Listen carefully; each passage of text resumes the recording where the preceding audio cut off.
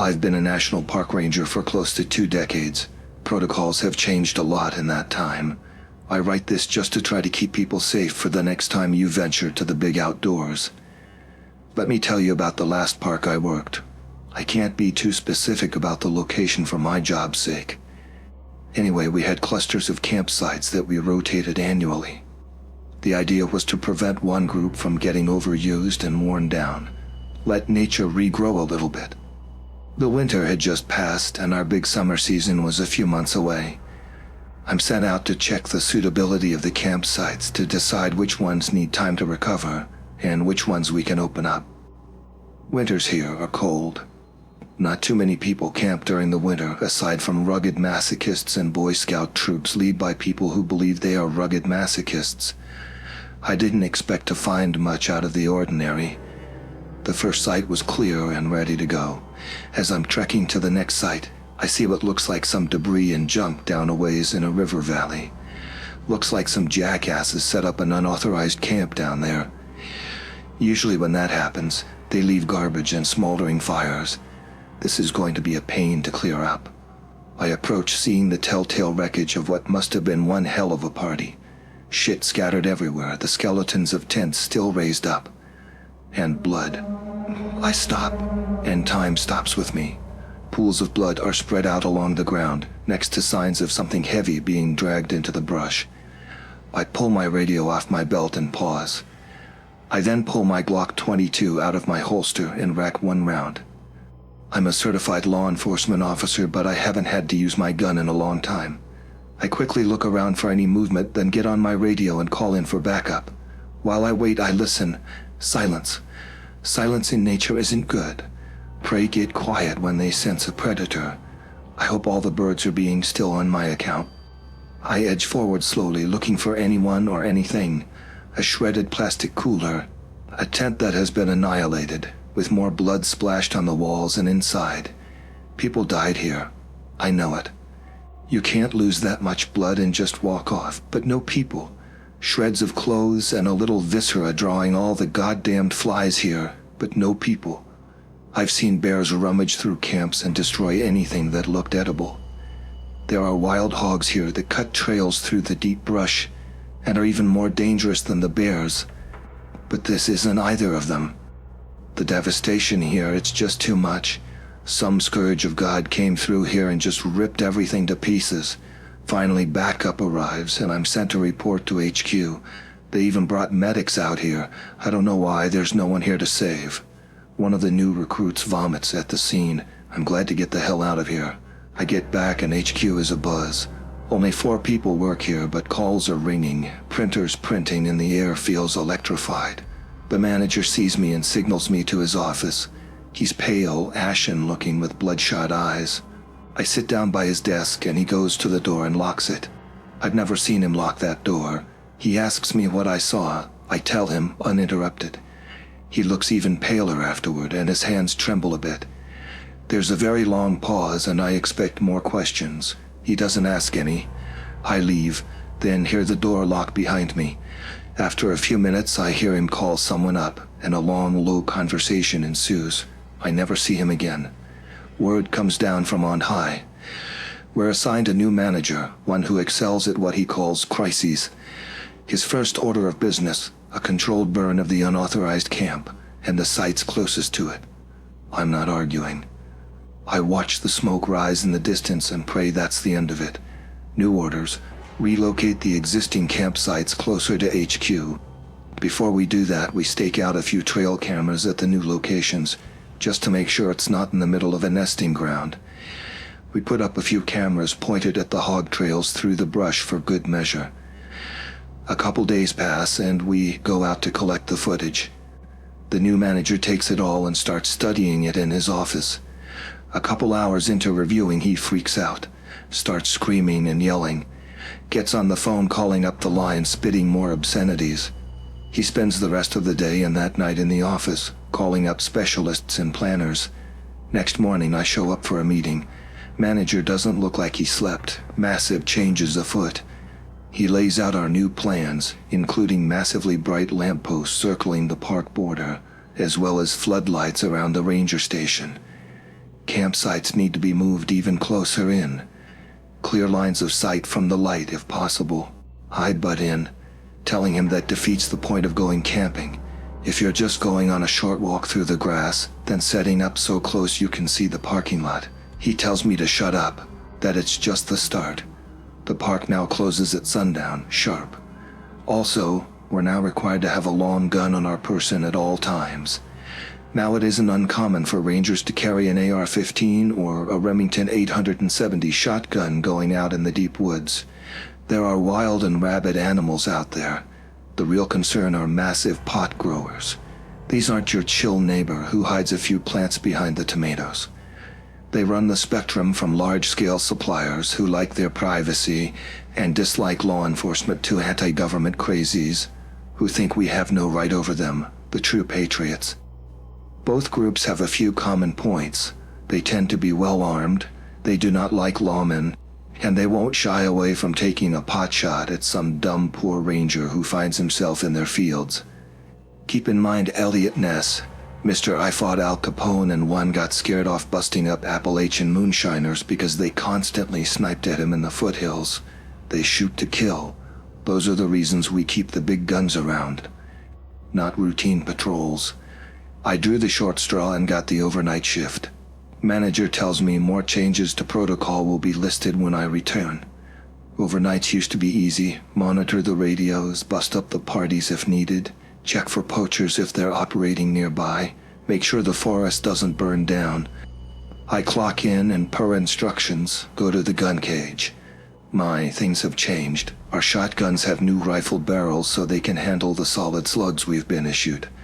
That's the kind of firepower you want to take down a charging bear, God forbid you ever need it. The AR-15s have been stepped up too. The old 15-round magazines have been replaced by 30-round ones. Someone even snuck us in hollow point rounds. Makes no damn sense. Shooting in the woods, you need full metal jacket ammo so the rounds don't go wild when they touch a twig. Hollow points just exist to do more tissue damage. This is ridiculous. This is overkill. We're not a war zone. We don't need this firepower. Next to the radio, there are new instructions. Now we're not allowed to directly respond to emergency calls. We can reply, figure out what the issue is, then we report to a new phone number I don't recognize. Time passes slowly tonight. I'm not even allowed to leave the building until sunup. A few uneventful nights pass. The new floodlights and lampposts are frying my eyes. It's so bright out there a blind man could see. A week later, some kids roll into the lot. They grab their backpacks and start hiking up the ridge. I know what they're up to. No one has booked a campsite that night. Cheap young ones going on a camp out that will be a raging party. I wait for the sun to go down, confirming they're not out for a day hike. I call my manager to report. He instructs me to call the new number. I report up to them now. A curt voice answers the phone. He asks my park, then pauses. He asks the issue. Bunch of kids on an unauthorized site. Do I go break it up? I can see their campfire out the ridge right now. No, do not leave the building. Do not attempt communication, that is all. Report if there are any developments. Right after daybreak, the manager rides up. It's real early. Have you seen them? Did they leave? No, the car's still there. Let them rest. They're probably all hungover. He curses nonstop. He then goes inside to make a call. I'm outside looking up the ridge when he exits the station. One AR-15 in his hand, another one strapped across his back, Glock on his hip. He marches single-mindedly toward his car. I try to ask him what in God's name he's doing, but he isn't listening or responding. He takes a jerry can of gasoline from his car and marches up the ridge. I yell after him to no reply. I consider following him, but that doesn't seem like a good idea. I go back inside and call the number. The same curt voice, the same direct questions. Yeah, the manager went up to that campsite, armed to the teeth and carrying gasoline. What the hell do I do? Stay there, do not interfere. Backup is inbound. Report if there are any developments. About the same time, I start to see smoke wafting off the ridge. 2 vans ride into the lot at a screaming speed. A dozen men, heavily armed and armored, exit quickly. I go out to check. Who are you guys? What's going on? The men are all lined up with that impeccable military precision. One of them, a commander I assume, exits the vehicle last. He says, "Which direction did he go?" "I mean, he's up there." I point at the increasing smoke. The men fan out and start jogging up the ridge. I hear rifles cocking as they leave. I try to shout after them, but no response. I look at the vans they came in, large, nondescript. They just say DOI response team on the side. Half an hour later they return, dragging the manager with them. He is bound in zip ties. He screams, "I did what needed to be done. Trust me, it's worse than they thought. We can't stop this. Burn it all." They throw him in the back and sedate him. The commander approaches me. My neck hairs bristle in cold fear. I need to see the office. All computers and anything with a hard drive is coming with me. He mentioned videotapes. I need those too. I unlock the doors and they ransack the place. Everything gets taken. Printed reports from the last few years disappear into those vans. The videotapes get bagged up and held by the commander himself. He studies the gun cage. "Cute. You're out of your league." He scoffs. Finally, they found everything they looked for. The commander tells me, "Call the number, tell them it's contained. You need a new superior. Also, don't talk about this to anyone." They leave, and just on cue, the fire brigade and a few news vans show up. The fire is contained, the news reports say. Rumors of missing campers are unsubstantiated at this time. Still, the rumors alone are enough to scare of this season's campers. The quick change-up of managers is chalked up to bureaucracy. The press dies down after a week or two. The new manager is very good at dealing with them. Thankfully, with no new campers and our now even shorter open hours, we can get more work done around here. Rebuilding the station took some time, and we just set up the new campsites. They're practically spitting distance from the station. Nothing dramatic happens for a few days. Then, on a whim, the manager tells us to set up some cameras around the station and the campsites. There's usually so much human activity around here. All you see are some raccoons, maybe the rare hungry bear, but we humor him and set them up all around. Couple of days pass, we collect the footage.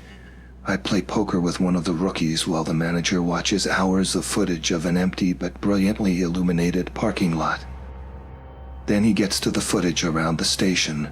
Screams come from the office.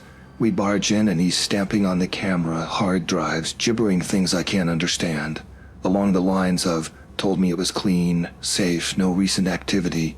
Bullshit here, I'm not gonna do it." He barks at us to leave. Later he makes a call. Rookie goes up to the door and listens in. Rookie comes back reporting, "Yeah, he's demanding a transfer. Says they lied to him. Something about they didn't do their jobs properly. He's not prepared or equipped here." Then I just heard the phone click and some sobbing. Hours later, my manager exits the office. His shoulders are slumped, defeated. We cut our hours even further, practically open on weekends only. We'll have a full staff ready those days, but a skeleton crew the rest of the time. Campers are required to check into one of the closest sites. No campsite, and they're told to leave. We are not authorized to leave the station after dark under any circumstances. In an emergency, do not call 911. Call the number and do exactly what they say. We draw straws for who gets overnight shifts. Why we need to stay overnight if we can't do anything is beyond me. I asked the manager about it, and he just said that standard protocol is to have someone on hand to report any irregularities overnight. I have to work my overnight shift. I keep my phone close, the number dialed in, ready if I need to call. It is a bad night. I just wind up pacing around with my shotgun, glancing into the bright floodlights, trying to see what's past them. I hear crickets and it relaxes me. Prey is quiet when predators are around. It is a long night. The next night, my manager draws the short straw. He seems resigned. In the end, we all have to take a turn. He brings the brightest damn tactical flashlight I've ever seen. Said he bought it just because he's afraid of the dark. He isn't really. He's afraid of the things in the dark. I get a phone call at 3 a.m. It's him. "Get over here now and bring guns." "What? You have a damn arsenal." "Now." Oh, I swear to God I messed up. Oh man, I think they're attracted to the light. I called that number and all they said was backup would be here in the morning. Oh shit, goddamn. I hear the piercing staccato of gunshots. A pause, more gunshots, screaming, scuffling. The line goes dead. I call the number. A new terse voice answers.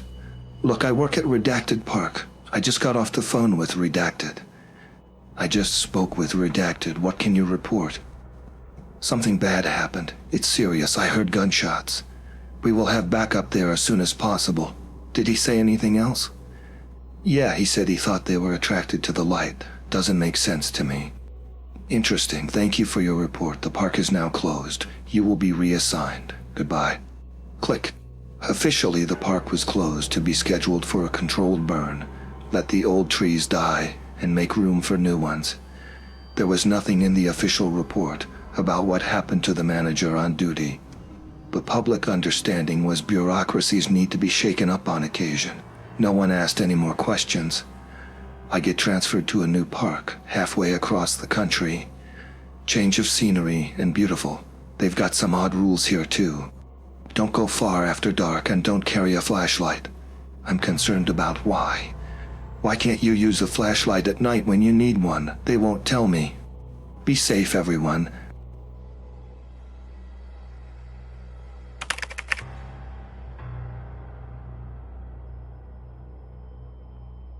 There were bright flashes of red in the sky. It's as if someone was waving around a flare light from space, faint but noticeable. We all made UFO jokes and laughed as we nailed our tents into the ground. I knew for sure that there were 5 of us. We have all been friends since early middle school, and were celebrating our high school graduation with this getaway camping trip. The flashes of red must have stopped randomly as we made conversation while fixing up our tents. Dave managed to put his tent together the fastest and told us he was going to find some branches for the fire. I remember how he had worked with me at the local gas station last year. We used to do the night shift together, and it had made working at a desolate gas station much more fun than it was supposed to be. There was also Eric in the corner, still reading his tent manual, fidgeting with his signature round glasses. I wasn't as close with Eric as I was with the others, but I still remember sitting with him in math class and copying his homework one time. Ava was also there talking with Sally, my cousin. Both had decided to team up and work on one tent at a time. I also have clear memories of them, hanging around at school in our usual places. In fact, I even knew Ava's younger brother, as he used to beg to go with us wherever we went. I bring all this up because I'm sure that there were 5 of us, including me, and that I knew everyone in the group. So David went to get some branches as we pulled out some foldable chairs and set them up around the fire pit. I remember feeling uneasy as the sun set and darkness began to consume the forest. The shadows of trees elongated around us as the minutes ticked by. Eric went to get a flashlight from his bag while we wondered what was taking Dave so long. He appeared soon after, the harsh rustling sounds of the bushes signifying his return. We were all buried in our chairs at this point, covered by our jackets. The temperature had dropped quickly and a slight breeze was beginning to pick up. "Geez, you guys weren't even bothered to pull out a chair for me," Dave said as he arranged all the branches in the pit. We had set up 5 chairs around the fire. I tried to rationalize the situation, but no matter how hard I focused, my head felt like it was underwater. I had perfect clarity up until that moment, but when I tried to focus on why 5 chairs were occupied when Dave hadn't sat down yet, my head seemed to just stop working, as if something was reaching in and pulling out my thoughts. Instinctually, I felt even more uneasy now, and I had placed why. The whole forest had gone dead silent. I looked around at the faces of the others and could tell that they had felt the same. Eric was fidgeting with his fingers, trying to scan around the group and spot the extra person, but it was futile. I scanned every face, each etched in worry and frowning in frustration, except for, "It's all right. I'll get the chair myself," Dave said, breaking the silence and somewhat alleviating the tension. I got up and offered to help him. He looked into my eyes and nodded knowingly. We headed away from the fire pit towards the tents, but I kept my eyes glued on our group. "How many people are here?" I whispered to Dave as he looked around and realized that we had indeed only packed 5 chairs. In fact, every person had brought with them their own chair. They were heavy to carry, and we wouldn't bring any extra needlessly. "There's 5, right? I mean, there's 5 chairs," Dave replied. His voice wavered as he spoke. "No, I just think maybe one of us forgot our chair," I said. My mind was struggling to address the issue head-on and now sought to find rational excuses instead. I didn't quite feel in control of my thoughts. It felt like swimming in a dream, and if I tried to force myself to think about who the 6th person was, my head would begin to throb. "Yeah, that sounds about right, actually," Dave said, relaxing and heading back to the group. When we walked back to the fire pit in circle of chairs, 2 chairs were empty, one for me and one for Dave. Everything was adding up now, even though we all agreed it wasn't before. Sally suggested we were all probably tired after the long hike to get here and probably just needed some sleep. She could have been right. We were all sleep-deprived from waking up very early today to make it on time. Ava brought out the drinks. The whole 6-pack was emptied. We all moved closer to the crackling fire for warmth as we took sips from our cans and reminisced on memories of last year. Ava was in the middle of telling us about that one time she was home alone with weird things happening in her house when I got these sudden chills despite the pleasant warmth of the fire. What felt cozy and safe moments ago felt wrong now, all because I realized that there was a crucial detail I missed. "Who started the fire?" I asked, completely interrupting Ava in the middle of her story and breaking everyone else's immersion. Everyone looked momentarily annoyed until they realized they had no answer. Once again I scanned the faces staring back at me, all barely illuminated by the light from the fire, all familiar and pale from fear. "Wasn't it you, Dave?" Eric asked. Dave shook his head. "I think the person standing behind Jenny did it," Sally said, looking over at me. I whipped my head around so quickly it hurt. My heart was pounding in my ears. There was nothing behind me except for the encompassing darkness of the woods. Staring at those tall, dark trees behind me made me feel exposed. I felt like a lost bird in a vast field. "Wait, I don't know," Sally said. Her eyes had gone wide and she was shaking visibly. She continued to look around frantically as Ava moved over to her, placing her hands on her shoulders and trying to calm her down. "I think we should leave this place," Ava stuttered. "Yeah, something just doesn't feel right, but I can't put my finger on it," Dave said. "But it's so dark out in the forest now, we'd probably get lost if we leave now." Someone else said, "Yeah, I think we should stay the night and leave as soon as we can tomorrow." Eric agreed. I tried to protest, but realized Eric was right. The woods harbored an oppressive darkness within which navigation would be near impossible. "Let's not sleep in our separate tents just to be safe," Sally said. We all agreed. We only brought 1-person tents with us, but we could squeeze 2 if we tried. That way no one would be alone at night. Following this conversation, we all got up and made our pairs. I went with Dave and Sally, like always went with Ava. Eric kept complaining that he didn't have a pair, but we reassured him he did. He wouldn't accept it. I feel like at some point we all realized that there were only 5 of us, and suddenly we were all huddling up in the middle of the clearing. "Why do we keep thinking there are 6 of us here?" Eric asked. Sweat was dripping down his face despite the cold. We had nearly left him all alone on his own under the assumption that there was another person. My stomach turned as I squeezed my eyes shut and tried to mentally recap everyone here. My head throbbed, but I kept pushing it. "There's me, Dave, Eric, Ava, Sally, and..." I was pointing at each of them as I said the name. I retched and emptied the contents of my stomach on the ground when I got past Sally. The left side of my head felt like there was a knife stuck in it. My vision was blurry. Dave held me up to stop me from collapsing, and we all wordlessly started to move towards the tents as someone put the fire out. Dave helped me into a tent while the 4 outside discussed what to do. I could only focus on snippets of the conversation as the excruciating pain beating against my skull came and went in waves.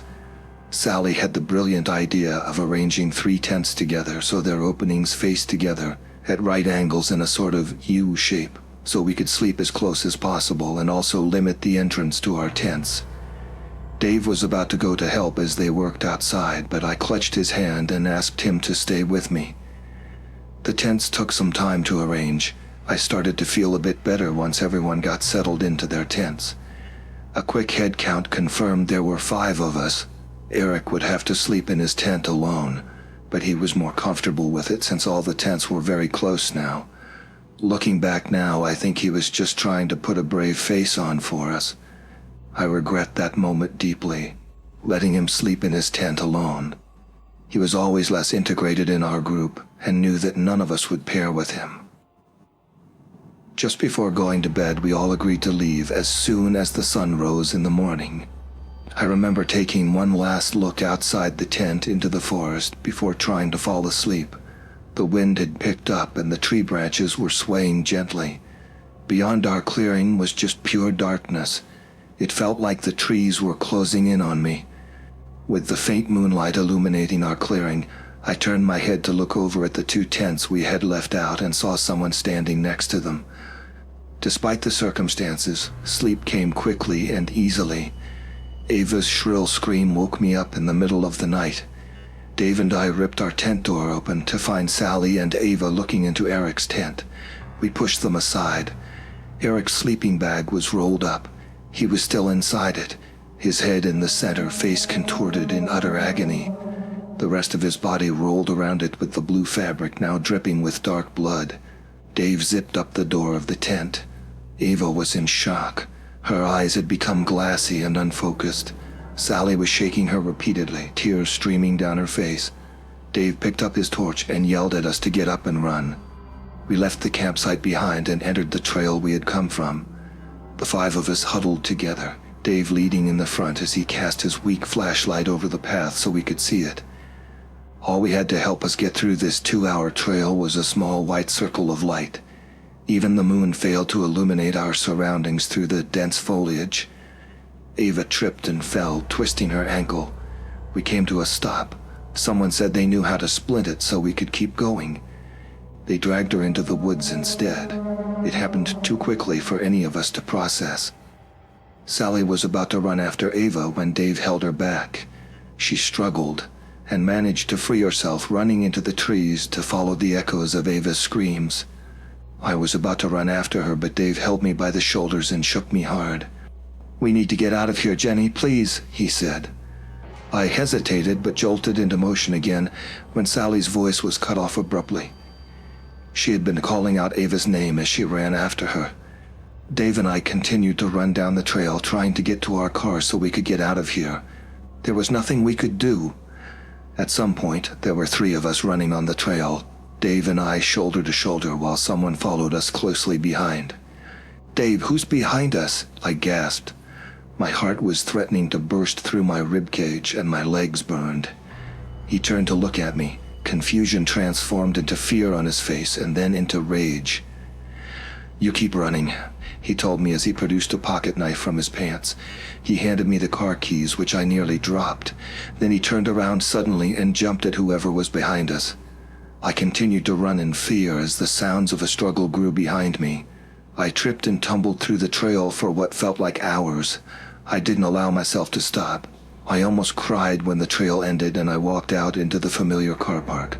Not wasting a second, I ran to the car and started it up, accelerating out of that forest and onto the highway within mere seconds. I'm typing this post out at a rest stop. My phone has finally regained service, and I've called 911 to try and explain the situation. I don't think they believe my version of events, but they sent a car my way regardless. As I wait, the sun is finally starting to rise. After I hit the post button on this, I'm gonna check why the person in my back seat has been so silent the whole time.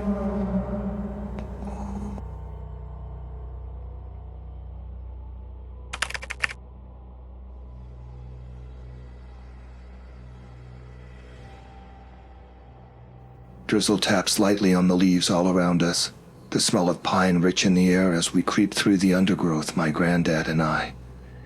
I run my tongue along my teeth, focusing. I raise the rifle a little higher. A Nosler. A way higher quality weapon than I should be using. The thing is wasted on me. I'm an appalling hunter. I'm not even sure if I agree with it, to be honest. Hunting, I mean. Ethically speaking. I mean, my granddad and I eat basically everything we kill, and, to be honest, I don't kill a whole lot. I send many of my shots deliberately wide.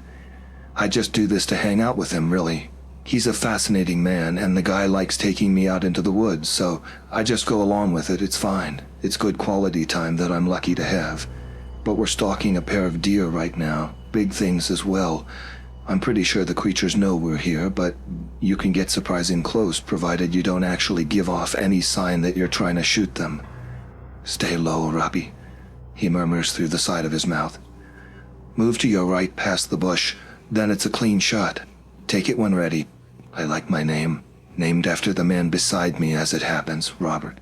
He being Robert I, and me, of course, Robert II. I nod and creep into position, taking careful aim as instructed. I see a thumbs up in the corner of my eye and I shoot. I miss. The sound ricochets around the forest and birds burst from a nearby tree, shooting up towards the sky. The deer wheel round in a panic and make to leave. God damn it, my granddad mutters and raises up from behind the bush, bringing his rifle with him and firing off a quick shot. My ego is somewhat relieved by the fact that he misses too, and we both watch as the deer disappear into the undergrowth and shadow of the forest. The man lowers his weapon and looks at me. I do the same and give him a shrug. We hold eye contact for a second, then he breaks with a chuckle, shaking his head. Damn it, Robbie, every time I think I've taught you something, you manage to pull off some magnificent blunder just like that. Hey, well, you know what they say, you shouldn't judge a fish on its ability to climb a tree. I ain't judging you on your tree climbing ability. You're my grandson. I'm judging you on your ability to swim, fishy. I point to the shattered branch my granddad caused when he fired his shot. I truly am learning from the best. Bastard, he snorts with a laugh, thumping me on the chest. Come on, let's track him. Plenty daylight left. We push around the bush and head through the little clearing, stepping over a fallen log and making to follow the route the deer both took. But my granddad suddenly stops and holds up his hand with his head cocked to the side. I pause likewise, waiting, holding my breath and listening intently. My ears hone in on the sound of rustling foliage and snapping twigs. It grows louder, heading towards us in the exact direction the deer were running from. Jesus, my granddad grunts. They're coming back this way. They'll have seen it. But he is cut off by the sudden emergence of the deer through the bushes ahead, rushing right at us from the green, gloomy shade. Shit! I shout out loud in a panic. The deer make no attempt to run around us in the slightest and run instead directly towards our position. I raise the rifle and take rapid, shaky aim. Damn it, Steve, down! Granddad shouts, grabbing me by the sleeve and hauling me to the forest floor, back behind the log. Steve? The air escapes me as I crash with my granddad down to the ground, and the deer jump right over us. My granddad instantly takes position, cocking and aiming his own rifle over the top of the log, deathly focused. Something will have made him run like that. They'll have seen a wolf or a bear. A wolf? A bear? I'd be surprised to see either at this time of day. But as I said, something made them run. My granddad remains cool and composed, the barrel of the rifle fixed on the damaged woodland ahead and along the deer's path.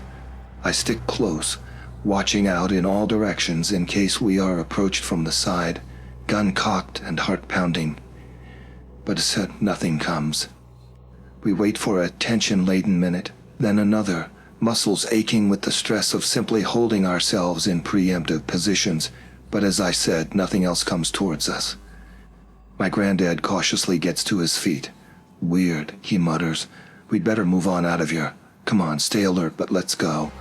I nod in reply, and together we make a swift but carefully exit from the little grove, heading back through the woods and retracing our steps. After what I hope is something of a safe distance, I ask my granddad a question. Why'd you call me Steve back then? Eh? When the deer were coming at me, you called me Steve. You said, Steve, get down. Huh, is that so? My granddad asks, scratching his chin. I don't know, you know Steve though, right? Old friend of mine, I swear I've mentioned him before. I consider, yeah, maybe once or twice. Granddad shakes his head. I've definitely talked about him more than that. You probably weren't listening. He sighs.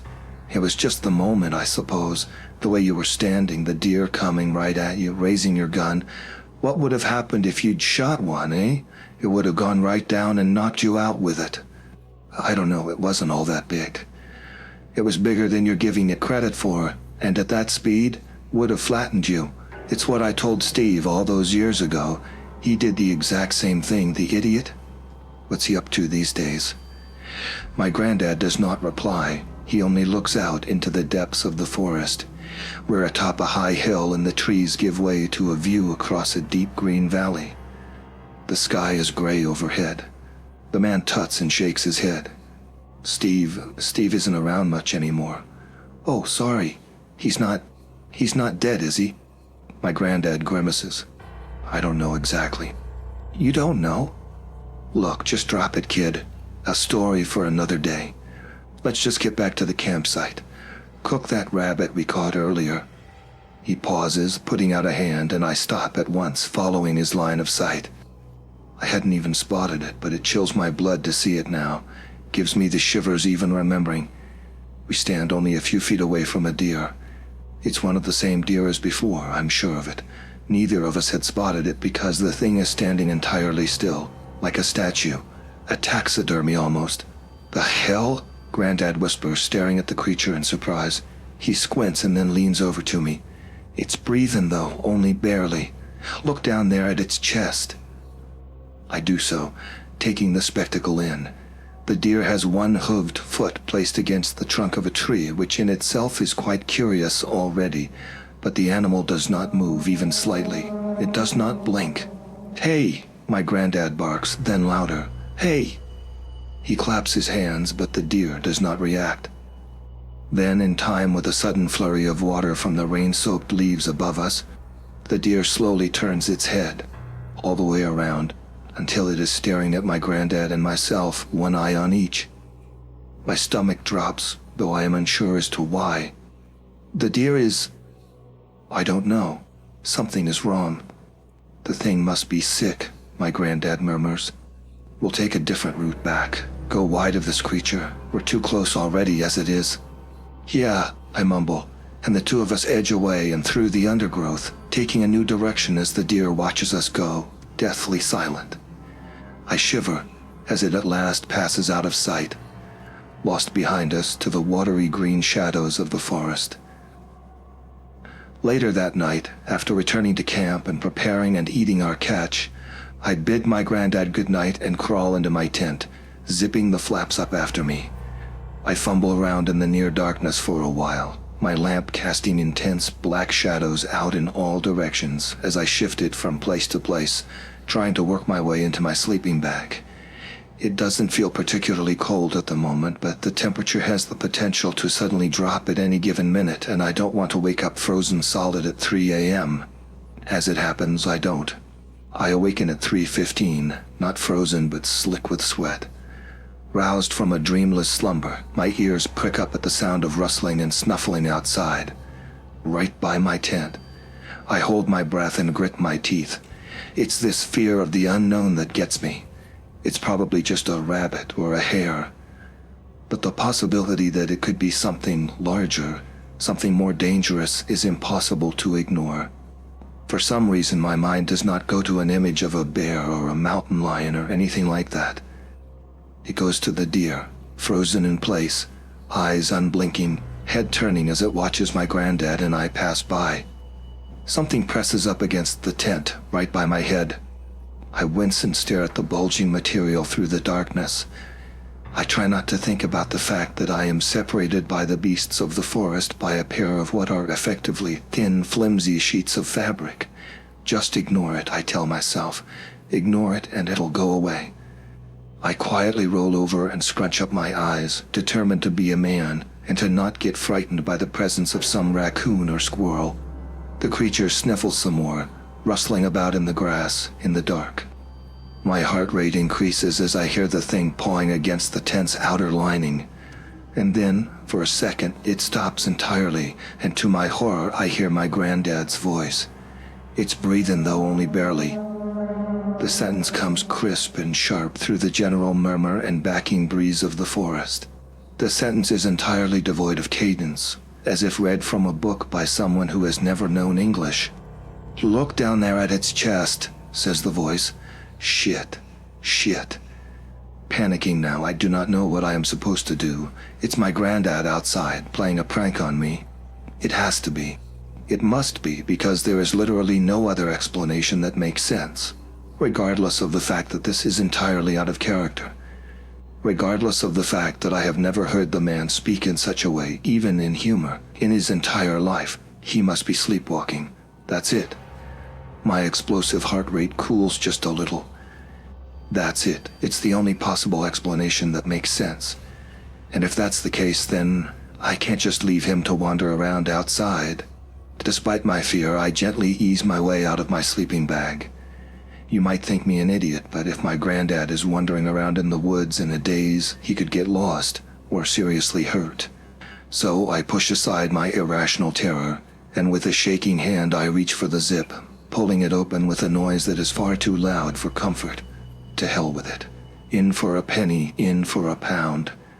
I yank the zip open, and then the next, and push my head out into the night, the cool air washing across my face as I raise the lantern to cast away the darkness. What I see is nothing. I jump outside of the tent, staring, lifting the lantern as the light falls across the long grasses and the nearby trees. We're still on the ridge of the valley, but the valley itself is shrouded in darkness. A small section of visible moon illuminates the very tips of the trees in silver, but I am too preoccupied to properly appreciate the natural beauty for now. I pace around the tent in a circle and see no evidence of my grandfather. "Granddad?" I hiss out into the night, turning and raising the lantern up high. Still, nothing. Something chirps softly from between the branches of the deep woods. I turn to face it with throat dry, but the trees give away no secrets. I cross the grass and crouch down by my granddad's tent. The zip remains closed. "Granddad?" I whisper to no response. I try again, a little louder. "Granddad?" I hear a groan and a grumble from inside. "Huh?" I hear him mutter then. "The hell?" "Granddad, are you good?" "Of course I'm good. What's the matter with you?" "All right." Nothing. See you tomorrow." He murmurs something under his breath, and I hear the rustle of his sleeping bag as he rolls over. I stand up straight and stare out into the night. For a second time, that chirping sound rings out from the branches, and I make a hasty return to my tent, zipping the thing up tight and secure, shivering as I try to force myself back to sleep. It takes a long time, and I do not recall drifting off. My dreams are disturbing and are largely comprised of the discovery that something crept into my tent, dream distorted and warped into an impossible size. My dream self scrambles around from place to place as a nightmare slithers and swims through the shadows like water. It is a welcome relief when I awake safe and sound, to the faded glare of tent-filtered morning sunlight shining into my face. I mutter, sitting up straight and groggily rubbing my eyes. For a second or two, the reality of last night blurs into the dreams, but as I remember the truth, that bitterly familiar anxiety settles back in. I clamber out of the tent into the warming morning air to find my granddad washing his face in a pot of water. "Morning," he grunts. "How you feel this morning?" "Not great, to be honest," I reply. "You were sleepwalking last night." "Eh?" Granddad glances up at me but continues with his routine. "No, I don't sleepwalk. You were mumbling nonsense and bashing into my tent at like 3 a.m., I tell him. "I came to check on you, but you must have just gone back to bed." My granddad pauses and looks right at me. "So that did happen then. You're disturbing me. Thought I might have dreamt it." He stands up and scratches his jaw. "Tell me exactly what happened." I relay the story, and my granddad remains silent until its end. Slightly paled, he looks around at our surroundings and down into the valley. "I freaking knew it," he mutters almost imperceptibly. "It's the same place. The exact same place." "What?" I ask him. "What do you mean?" "I came here with Steve once. I knew I'd been here before. I thought I'd picked the location pretty randomly, but I guess my subconscious had other ideas." "Granddad, I don't know what the hell you're talking about. He stares out over the valley and I follow his gaze. We watch as a small flock of dark birds flutters around in a circle above the trees. Again and again and again. Around and around they go. He turns to look straight at me, his expression grim. Perhaps even afraid a little. And this unsettles me deeply. Nothing is supposed to scare that man. Pack up, Robbie. Make it good and be quick. We're out of here. In another atmosphere, I might have questioned him, but the vibe is clear. I do as he says at once, and in silence, we quickly pack away our gear, loading up our backpacks with constant furtive glances to the trees. The forest has dried somewhat since yesterday's rain, but the sky overhead is still a swirl of gray. We set out beneath its gloom, all trace of our modest campsite thoroughly erased. My granddad's pace is a little faster than normal. Bracken and pine needles are crunched underfoot as he strides through the woodlands. He clenches his rifle a little tighter, too. I break the tension. Granddad, what the hell is going on? What aren't you telling me? I was an idiot once before, Granddad replies as a breeze whistles its way through the boughs of the trees. And I lost a good friend. I won't let the same thing happen to you. We push through the bushes and pass by a large pond surrounded by thick, tangled weeds. I glance over to the water. The water is a grim gray-green and covered in a curious floating moss. The surface is broken by the heads of 3 deer standing perfectly still. The entirety of their bodies below the necks are submerged, and they stare at us as we pass them by. On another day, I might have found the sight quite comical, but right now I feel nothing but cold, biting fear. One of the deer rises up from the water, rippling it quietly, rearing up onto its hind legs, and my granddad grabs my sleeve and hauls me along. Don't stop moving. We're getting out of here. Just keep going, Robbie. Our steps become faster, our breathing a little more labored. The trees rush by, branches scratch at my arms and my face. We push out into a clearing, and my granddad skids to an immediate halt. What is it? I ask, panting. Something moves in the shadows of the trees, shifting between the branches at the clearing's opposite side. The hair at the back of my neck bristles, and I instinctively raise the rifle. The sounds of the birds and the breeze fade away, and the air itself seems to darken as the shifting shadow ahead draws closer. It is difficult, near impossible to make out its exact shape through the layers of branch and foliage. But I swear I can see a rough, vaguely humanoid silhouette amongst the shadows and the dark green-blown blur. "Did you come back for me, Robert?" whispers a voice. My muscles tense up in reaction to my name.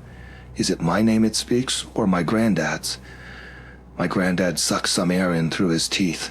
He begins to carefully sidestep his way round the clearing, and I copy his movements. "You wouldn't leave me behind again, would you?" The voice is not dissimilar to the one I heard last night. It is different, sure, but the cadence, or lack thereof, is much the same. My granddad raises the rifle, cocks it, but he does not fire. "Keep going around, kid," he says to me. "To the left, pass through that part of the clearing there. I'll be right behind you." I start to edge my way round the clearing, never taking my eye off the shadow in the trees just ahead. I'm trying so hard to focus on it, to understand what it is that I am seeing, but I can't. The very branches themselves seem to be moving, cracking and rippling in the shade. The figure takes a sudden step forward. "Run," my granddad shouts, raising the rifle and firing a loud shot up into the air. Unprepared for such a sudden noise, my ears ring as I scramble and stumble through the forest, along a natural path of sorts between the trees, though I stumble to a halt when I realize my granddad is not behind me. He told me to run, but do I go back for him? I have to. It's a no-brainer. So I swivel around and prepare to charge back to the clearing, when the man himself staggers out through the bushes towards me, face white as a sheet. "Get that damn thing out of my face, you idiot!" he grunts as she shoves away the barrel of my rifle, and together we race through the forest. My granddad dumps his backpack, and I do likewise, leaving the equipment behind as we tear through the undergrowth, way back to where we parked the truck the other day. When at last we see it, waiting for us on the edge of a dirt track road, we throw ourselves inside, and my granddad stuffs in the key and turns it with a clank, the engine revving into life.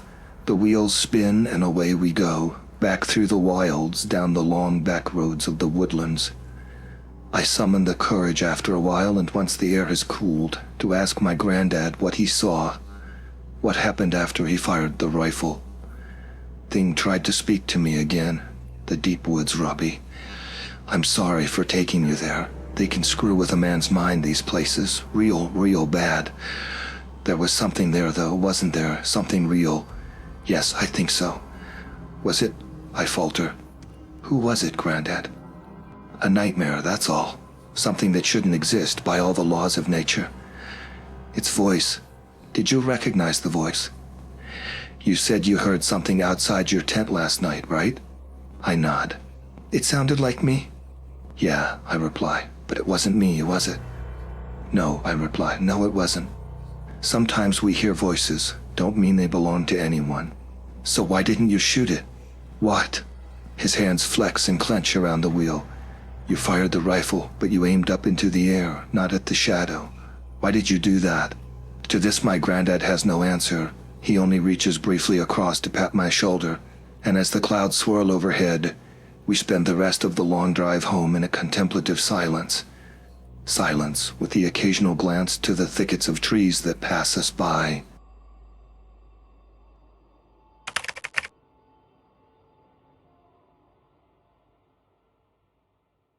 In many rural areas of the American West, cutting firewood in national forests is a necessary chore if you want a warm house through the winter.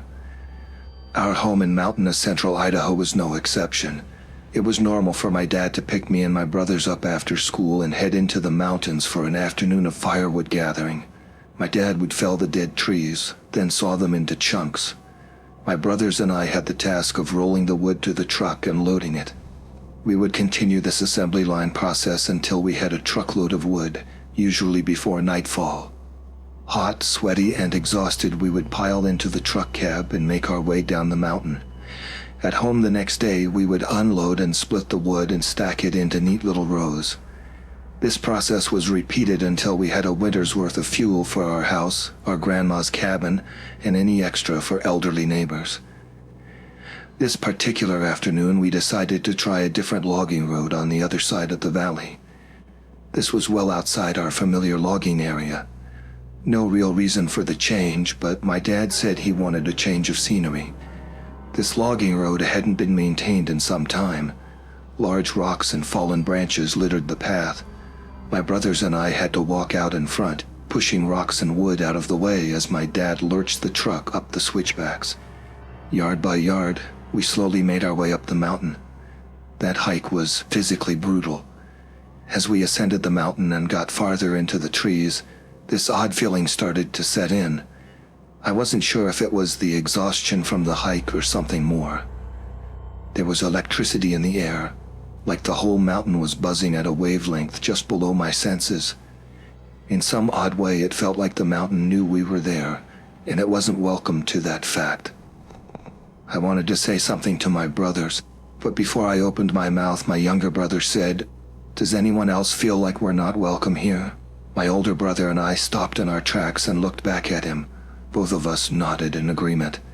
This moment was broken by my dad honking and motioning us to continue clearing the path. Reluctantly, we pushed forward to a small clearing in the woods where we finally stopped the truck. My dad, oblivious to our apprehension, or simply choosing to ignore it, grabbed his saw and went to work. As the wood was felled and loaded, I couldn't shake this ominous feeling enveloping me like a dark shroud. I noticed my brothers were taking occasional glances over their shoulders as we worked. Everyone but my dad, it seemed, was on edge. The sun nestled down into the trees and twilight began to set in. As the light drained from the sky, my anxiety only intensified. It wasn't until my dad unexpectedly told us to load up that a wave of relief flooded over me. I could see the tension in my brothers melt away as well. The truck wasn't fully loaded, an oddity. Getting a half load was a waste, according to my dad. We would sometimes work into the dark just to make sure the truck was full.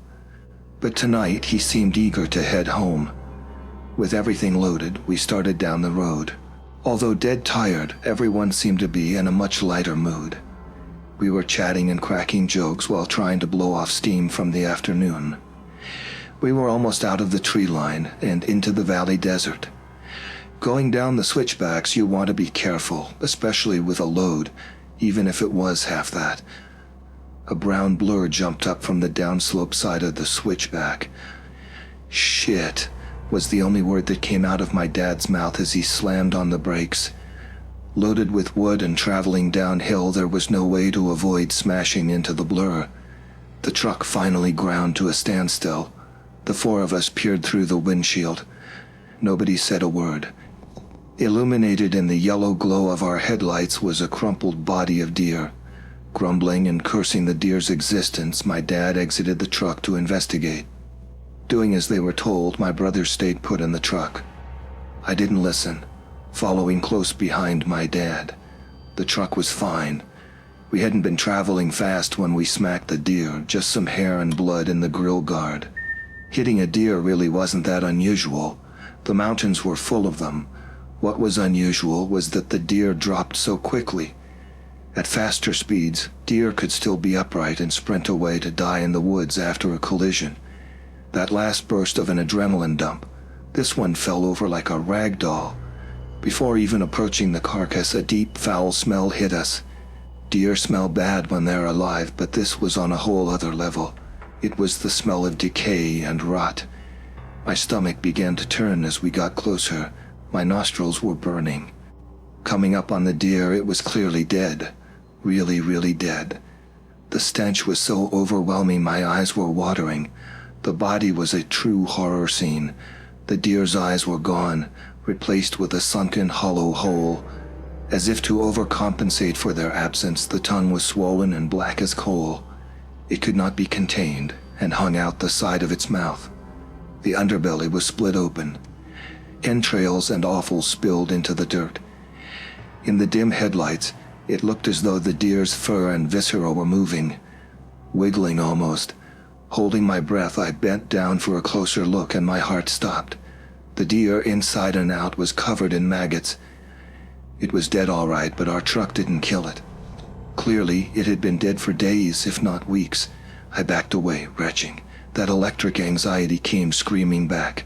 My dad was always the quiet, stoic type, but right now, even in the dim headlights of the truck, I could see the abject horror on his face. His gaze wasn't on the deer, but focused down the mountain. Poorly masking the fear in his voice, he told me firmly to walk back to the truck and get inside. I obeyed without objection. As I grabbed the door handle, a loud shriek came out of the trees. Branches were shattering and breaking. Something was heading up the slope towards us. I slammed my door closed just as my dad reached the truck. Before his door was shut, he pressed on the accelerator. The truck launched forward, sending us over the deer carcass and racing downhill. With mine and my brothers yelling, it was hard to tell if the shrieking was following us. Our truck popped out of the tree line and into the desert sagebrush. Once out of the woods, everything quieted down. We were left with only the rumble of the engine and wind through the half-opened windows. Pulling into our property, the truck came to a stop. We sat in silence. No one moved to leave the truck. Everyone started talking at once. We all had questions. What was the screaming? How does a dead deer jump uphill in front of a truck? There was no way the truck killed it. Dad just shook his head and motioned for us to quiet down. That deer was dead when we hit it. It didn't jump out in front of us. It was thrown at us. We stared at him. He explained that all day up on the mountain he had felt uneasy. Not wanting to worry us boys, he kept it to himself. He described it as walking into a stranger's living room while they were upstairs asleep. That feeling never left him, and as twilight came, he happened to catch a shadow in the corner of his eye. Not far into the woods, and saw figures moving from tree to tree. He couldn't focus on them long enough for a good look before they dodged behind trees. His stomach dropped. Working hard to keep his composure, he hurried us to the truck to leave. It was after hitting the deer and discovering it was long dead that my dad pieced together what was happening. Something threw that deer to get us to stop. Before the shrieking began, he could hear something moving in the darkness beyond the road. It was a trap. Running back to the truck could have started an ambush or triggered a prey drive, so we walked back to the truck. The second we were inside, he drove that truck downhill with no intention of stopping for anyone or anything. That feeling of electricity didn't disappear until we hit the county highway. My brothers and I never saw anything as we drove away. But those screams from the forest will never leave my mind. We didn't gather firewood for the rest of the season.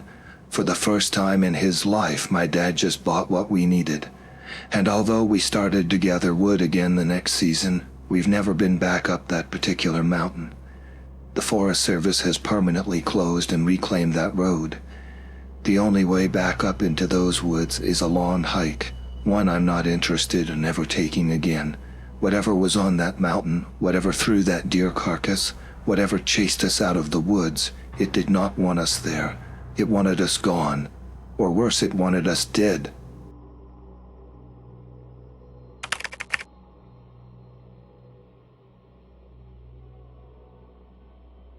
It was the summer of 2005. A friend of mine, Wayne, and I decided to spend the day fishing at Upper Swagger Lake in the Lost River mountain range of Idaho. Visited mostly by the locals, this alpine lake is tucked up on a ridge overseeing two long, dry canyons on opposite sides. It sits just at the top of the tree line, providing an uninhibited view of the sky and surrounding mountain peaks. The fishing is usually pretty good, if you like golden trout. I hate trout. They taste like mud, but I do love fishing. And some of the best, most secluded lake fishing can be found on these high Idaho lakes. Getting to Swagger Lake is not an easy task. It's a 100-mile journey over a lonely highway from the region's largest town, Idaho Falls. When you hit the dirt road turnoff, there are miles of four-wheel driving up the canyon to the hiking trail. Once at the trailhead, it's a 2-mile, 1,000-foot vertical gain hike up to the lake. But when you finally arrive, surrounded by the bald peaks of the Little Lost Range, it's all worth the effort. Arriving at the lake around noon, we spent the day fishing, relaxing, and chatting. Far down in the canyon out of sight from us, we continually heard periodic loud blasts. Growing up in the rural U.S., you get accustomed to people target shooting on public land, and that's what we concluded was happening below us. From the sheer thunderousness, we guessed it was a large-caliber muzzle-loading rifle. The blasts were spaced out long enough that they had to be manually reloading their guns. The shots reverberated and echoed throughout the canyon. Whoever was down there was having a bit of fun with their rifle. Unperturbed by the cacophony down in the canyon, we continued fishing, only momentarily reminded of the explosions as they continued to occur throughout the day. The fishing was great and the days seemed to flash by. Before we knew it, the sun was cresting on the mountains. We headed back to camp for the night. Wayne had caught his limit towards the end of the day, while I had been releasing mine. We settled down to a campfire and watched the sun sink behind the mountain peaks as Wayne cooked his muddy fish. It was twilight now. Aside from the crackling of the fire, it was a quiet evening. The sky was absolutely clear, and we watched as the star twinkled into existence in the sky. Our relaxation was interrupted by yet another one of those thunderous explosions, only this time much closer to us. That was weird. Target shooting is extremely dangerous at night. Whoever was down there in the canyon was being very irresponsible. Wayne nudged me with his elbow and motioned for me to look in the direction of the sound of the last explosion. While not directly visible to us, there was a light down the mountain. It was illuminating the whole canyon. From the angles of the tree shadows, we could see the source of the light was not at ground level. It was up high in the air, and it was moving. We watched in bewildered silence as the light moved up the canyon. We still could not get a direct line of sight on it. There was another blast that seemed to shake my skull. The light in the canyon flashed almost 100 times brighter than before. We could absolutely not make sense of what was happening. As we sat there, unsure of what to do, the light rose upwards out of the canyon. As it crested the trees and continued to rise, we could finally get a direct look. It was a brilliant ball of yellow golden light. Getting a size estimate was difficult, but I figured it was between 20 to 40 feet in diameter. The light rose silently above the canyon and then above our elevation at the lake. It stopped several hundred feet above the surrounding landscape and stayed there. The object's surface shimmered and danced. Little feathers of sparks would periodically jump away from the object and fall down towards the trees below. Wayne looked at me, and all I could do was shrug my shoulders and give him an "I have no damn idea" look. After a few minutes, the ball's surface stopped dancing. It was completely still in the air above us. No sound, no movement. With no warning, it exploded in a deafening shower of sparks and blinding light. Wayne and I instinctively jumped into the dirt and covered our heads. The light was so bright I felt I could see through my closed eyelids. The explosion shook everything around us. I could feel the shock resonate in the ground beneath me. It was like the world was coming undone at the seams. Then everything was absolutely silent and dark. The whole event could only have been a handful of seconds long, but it felt like hours. When we looked up into the sky, the ball of light was gone. We were left alone in just the dim light of the stars. Picking myself up out of the dirt, all I could say to Wayne was, "What in the hell was that all about?" He chuckled nervously but didn't reply. We surveyed the camp and the surrounding area. Nothing seemed damaged or disturbed. There were no signs of fires that were started by the explosion.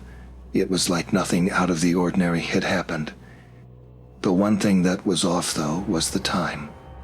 It was late twilight when the light exploded above us, but my watch was showing 2 o'clock in the morning. Further baffling us was Wayne's fish. They were now charred cinders above a bed of red coals that was once our campfire. I'm well aware of the phenomenon of missing time, but that was not possible. The stupid thing exploded. We hit the dirt, and then we picked ourselves up. Couldn't have been more than a couple minutes from the explosion to us getting up. I didn't have the mental capacity to process what had happened. I headed to my tent and went right to sleep. It was a deep, dreamless sleep. When I awoke, the morning sun was illuminating the tent.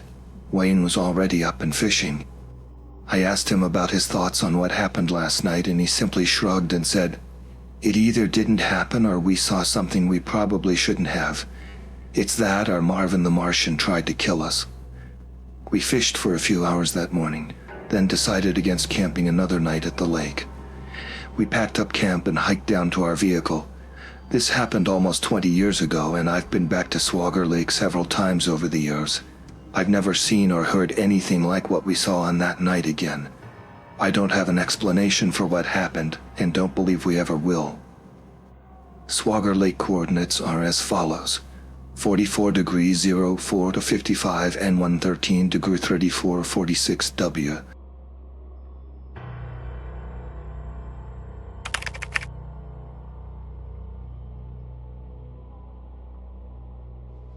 Let me preface this with the fact that my family has been in the Ozarks of Missouri, Arkansas since before the Civil War. It is a weird and wonderful place with a lot of characters living in it. We're very rarely scared running through these woods, but it is probably due to the fact we know the weird woods and the oddballs who live in them. Our version of Missing 411 is some yahoo getting too drunk on green whiskey and passing out under a tree for a day after leaving the bootleg still set up in a cave. Yes, an elderly woman was arrested a couple of years ago for running a moonshine operation. Meth changed a lot of people here, but even if you run into somebody cooking it in the woods, wet weather creek beds and Unton Dew are their favorite. Just greet them and continue on your way because they'll be gone in half a day. In the early 80s, my brother Steve, age 16, went to northern Missouri, Flatland, with his best friend Mike to visit his relatives who were farmers. We grew up to be rather independent. Driving a car by age 12 was the status quo among country kids.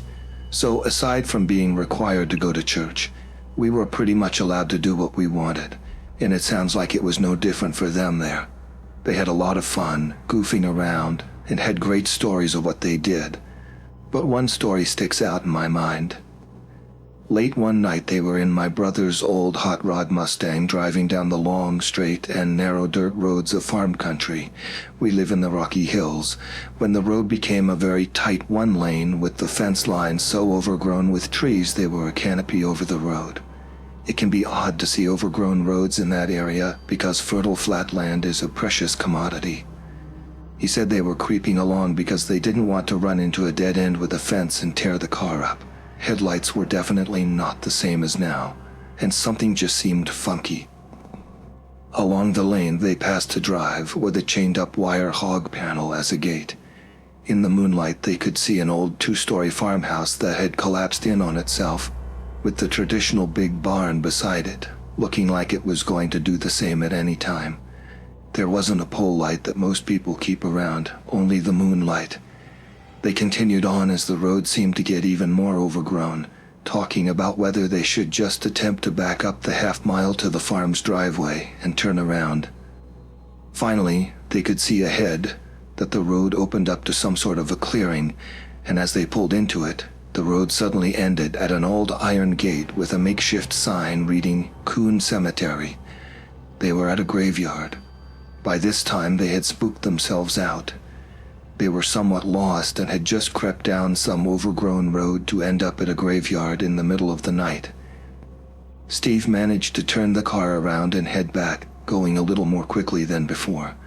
As they started nearing the driveway to the rundown farm, they could just make out something very tall and glowing white in the driveway of the old place.